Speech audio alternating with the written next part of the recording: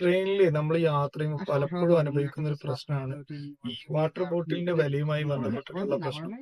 ഇതില് ഒന്നാമത്തെ കാര്യം, റെയിൽവേ സ്റ്റേഷന്റെ ഉള്ളിലായാലും ട്രെയിനിന്റെ ഉള്ളിലായാലും അത് ജനറൽ ആവട്ടെ, സ്ലീപ്പർ ആവട്ടെ, AC കമ്പാർട്ട്മെന്റ് ആവട്ടെ, 1 ലിറ്റർ വെള്ളത്തിന് IRTCയുടെ നിയമപ്രകാരം 15 രൂപ മാത്രം നമ്മൾ കൊടുത്താൽ മതി. പലപ്പോഴും നമ്മൾ ഒരു കുപ്പി മാത്രം വാങ്ങുമ്പോൾ 20 രൂപ കൊടുത്താൽ അവരുടെ അടുത്ത് 5 രൂപ ചിലപ്പോൾ ബാക്കി തരാനുണ്ടാവില്ല. പക്ഷെ 2 കുപ്പി വാങ്ങി 30 രൂപ നമ്മൾ കൊടുക്കുമ്പോൾ 40 രൂപ ചോദിക്കുന്ന, അതിന് കച്ചറ കൂടുന്ന പല വെൻഡേഴ്സും ഉണ്ട്. ചില സമയത്തൊക്കെ നമുക്ക് റെയിൽ മധ്യത്തിൽ കംപ്ലൈന്റ് ചെയ്യേണ്ട അവസ്ഥ വരെ വരാറുണ്ട്. റെയിൽ മധ്യത്തിൽ കംപ്ലൈന്റ് ചെയ്താൽ ഉടൻ ആക്ഷൻ ഉണ്ടാവും. അപ്പൊ ഒരു കാര്യം ശ്രദ്ധിക്കുക, 5 രൂപന്റെ പ്രശ്നമല്ല, ഇതിന്റെ MRP 15 ആണ്. പിന്നെ നമ്മൾ എക്സ്ട്രാ 5 രൂപ കൊടുക്കേണ്ട ആവശ്യമില്ലല്ലോ. ഇത് നമ്മളുടെ അവകാശമാണ്.